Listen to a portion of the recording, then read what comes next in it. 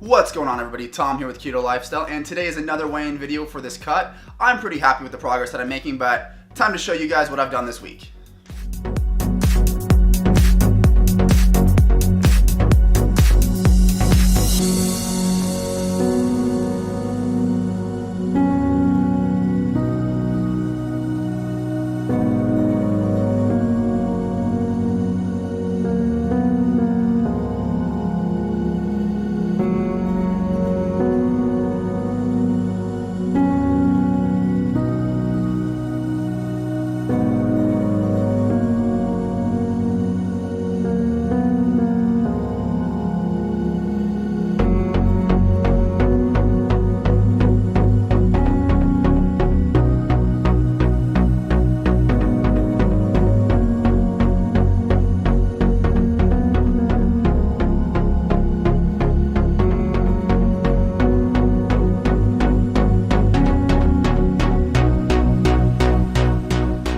So as you can see, I came down another pound almost, and I'm looking good. I'm feeling good. Last week I was a little bit unsure of how I was going to look the leaner I got, and that's where the loose skin conversation came in. If you haven't seen that, check it out right here.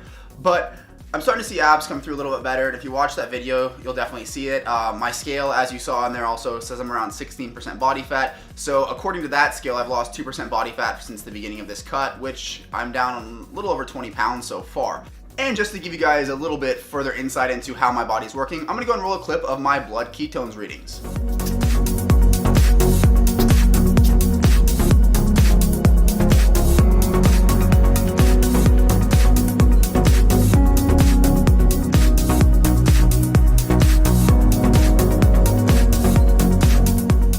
Alright, so you see that number right there, 3.4? That is great for me. Now, anything over like 0.5 is good. I typically aim for over 0.1, but 3.5 is phenomenal, especially since I just worked out about 2 hours ago, so my ketones, drop a little bit when you work out. So I'm really happy to see that number. And for those of you guys wondering, that product's from Keto Mojo, just ketomojo.com if you guys are after it. I get that question all the time whenever I use a device. It's called the Keto Mojo. They sell them on Amazon or their website. Take your pick, but that's the one that I use.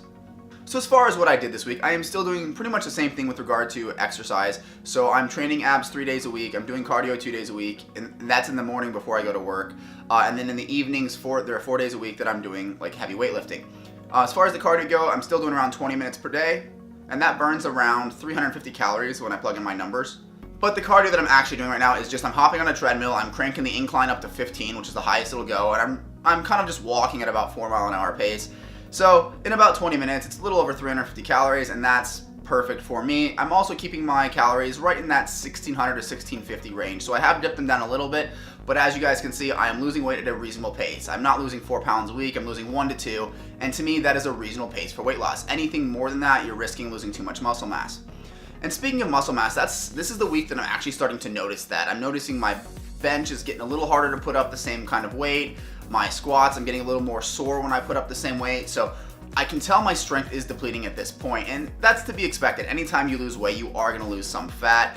And here I've been on this cut now for, I don't know what, 10 weeks, 11 weeks, I'm not 100% sure, but it's been a while, and I think that's kind of taking its toll on my body that I've been in a deficit for so long.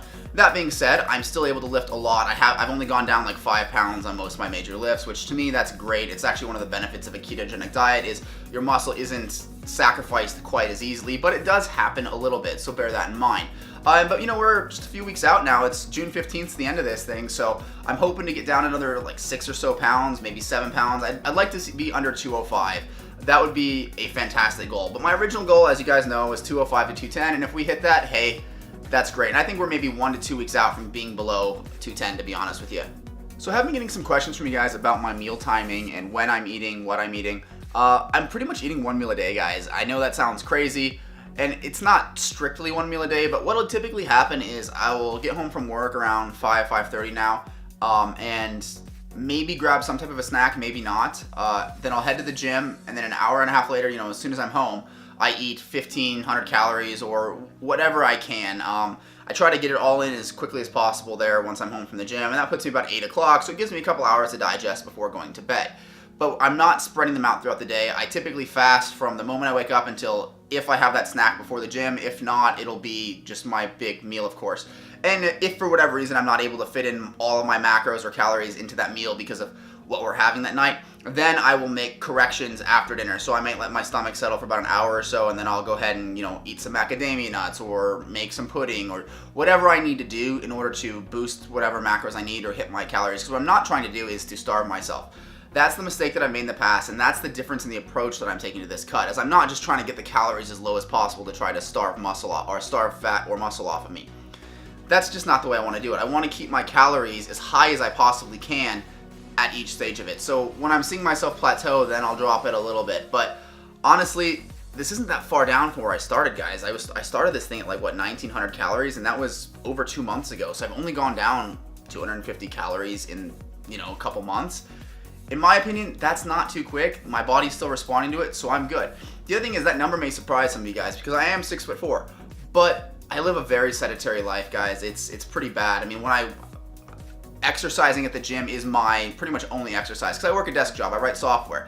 So me standing up, it's just to, use the bathroom or take a walk around the building to stretch my legs, something like that. I'm not actually, actively moving at work or anything like that. So my only sources of exercise is the gym, taking my dog for walks, that kind of stuff. So those calorie numbers may look funny to you who have been doing this for a while, but trust me when I say there's a good reason for it. It's just that I am not incredibly active. So the only thing new with my vitamin supplementation would be this right here, magnesium glycinate. This is actually the most readily absorbed form of magnesium, and as you guys know, I haven't really been supplementing magnesium. There's a little bit in Zip Fizz, which is how I get my potassium, and I mostly rely on dark leafy greens from that. But I've been taking this for about a week now, and shout out to NurtriONN. That's how you guys spell it right there. I am going to link to them in the description as well, if it focuses. There we go. I am going to link them in the description. These guys were nice enough to hook me up with some because they knew I was looking for a new magnesium supplement. Really good stuff. It actually does not give me a laxative effect like a lot of them do.